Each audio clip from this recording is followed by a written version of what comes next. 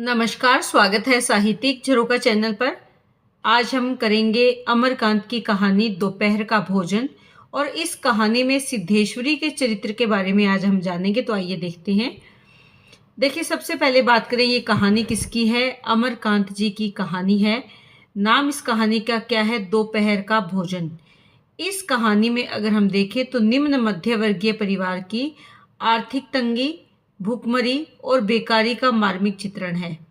इस कहानी में परिवार की स्थिति इतनी गरीब है कि सबके खाने के लिए पूरा भोजन भी नहीं है। परिवार का मुखिया कौन है, या यूं कहें कि मुख्य जो नारी पात्र है इस परिवार में, केंद्रीय पात्र है, वो है सिद्धेश्वरी। किसी तरह से सबको भोजन करवाती है और खुद आधी रोटी खाकर गुजारा करती है। इस कहानी के जरिए लेखक ने निम्न मध्यवर्गीय परिवार की आर्थिक विपन्नता यानी आर्थिक जो गरीबी है उसकी और उसके कारण दयनीय हालातों का यथार्थ रूप से चित्रण किया है या प्रस्तुत करना चाहा है। इस कहानी में अगर देखें तो कुल 5 प्रमुख पात्र हैं, जिसमें सिद्धेश्वरी हैं, चंद्रिका प्रसाद सिद्धेश्वरी के पति हैं, रामचंद्र, मोहन और प्रमोद ये इनके पुत्र हैं। तो 3 पुत्र हैं और पति पत्नी, ये 5 लोगों का परिवार है और 5 ही प्रमुख पात्र हैं इस कहानी में।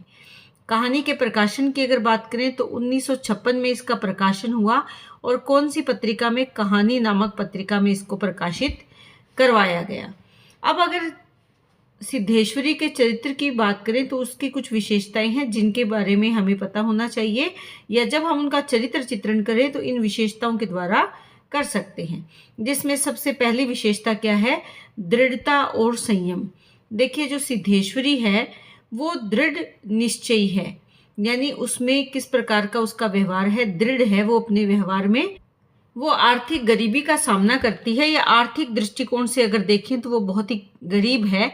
उसके 3 बेटे हैं जिनके भोजन की व्यवस्था करनी होती है, अपने पति के भोजन की व्यवस्था करनी होती है, लेकिन उस गरीबी में भी वो धैर्य का सहारा लेती है, या धैर्य धारण करके या संयम से काम लेती है, क्योंकि गरीबी इतनी ज़्यादा है कि दोपहर का भोजन, देखिए नाम या शीर्षक से ही हमें पता चलता है कि दोपहर का भोजन कितना मुश्किल से, जब हम इस पूरी कहानी को पढ़ते हैं तो हमें पता चलता है कि एक थोड़ी सी कटोरा भर दाल और कुछ एक रोटियों से वो सबको भोजन की व्यवस्था करती है, स्वयं भूखी रहकर उनके भोजन को ध्यान में रखती है।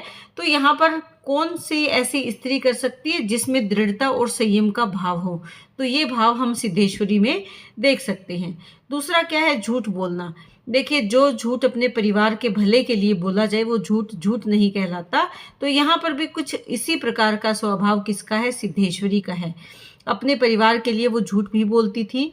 वो जानती थी कि परिवार के लोग सच्चाई से वाकिफ है, लेकिन अपने झूठ से वह उनके अंदर विश्वास कायम रखती थी और परिवार के किसी भी सदस्य का धैर्य या संयम हिल ना जाए, इसलिए वो ऐसा करती थी। देखिए, झूठ बोलने का उसके उद्देश्य क्या रहता कि किसी तरह सभी भाइयों में प्रेम बना रहे, अपने पिता के प्रति आदर का भाव बना रहे और पारिवारिक एकता खंडित ना हो, इसी भाव से वो सबके साथ झूठ बोलती थी, लेकिन एक दूसरे के प्रति विश्वास, भरोसा या आदर मान सम्मान बढ़ाने का प्रयास उसका रहता था। तो ये उसके चरित्र में शामिल था, झूठ बोलना। लेकिन ये झूठ वो अपने लाभ या स्वार्थ के लिए ना बोलकर पारिवारिक एकता को कायम रखने के लिए बोलती थी। इसके बाद है परिवार के लिए समर्पण। देखिए, परिवार के लिए वो समर्पित है, सबकी भूख का ध्यान रखकर स्वयं भूखी रहती है। जो भी रोटी उसके पास बचती है, आखिर में वो अध जली रोटी और आधी रोटी बचती है, लेकिन फिर भी वो सभी अपने पुत्रों को और अपने पति को इस प्रकार से भोजन करवाती है कि घर में भरपूर अन्न है, उन्हें चिंता करने की कोई आवश्यकता नहीं है, वो भरपेट भोजन करें।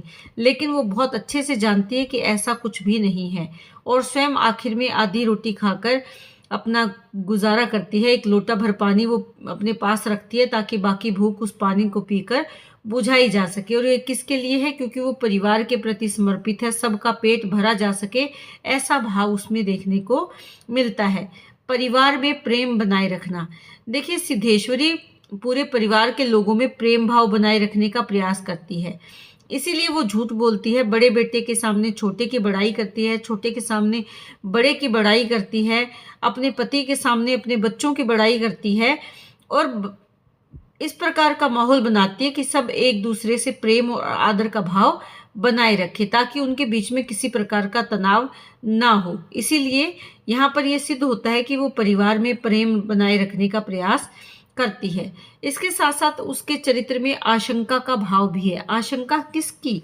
अपने परिवार के भविष्य की चिंता की आशंका दिखाई देती है कि कहीं मेरे परिवार में कुछ अनिष्ट ना हो जाए, मेरे पुत्रों में किसी प्रकार का वैर विरोध का भाव ना आ जाए और जो गरीबी की मार वो झेल रहे हैं, उनसे उसे मुक्ति मिलेगी या नहीं, इस प्रकार का भाव या बच्चों का अपने पिता के प्रति जो आदर, मान, सम्मान का भाव है, उसके प्रति हमेशा उसके मन में आशंका बनी रहती है। तो यहाँ पर हमने देखा कि परिवार के लिए समर्पण का भाव है, परिवार में प्रेम बनाए रखने का भाव है या परिवार के प्रति जो मन में अलग-अलग आशंकाएँ उसके आती है, उस परिवार की चिंता करते हुए, वो भाव सिद्धेश्वरी के चरित्र में बखूबी इस कहानी के कथनों संवादों के माध्यम से देखे जा सकते हैं।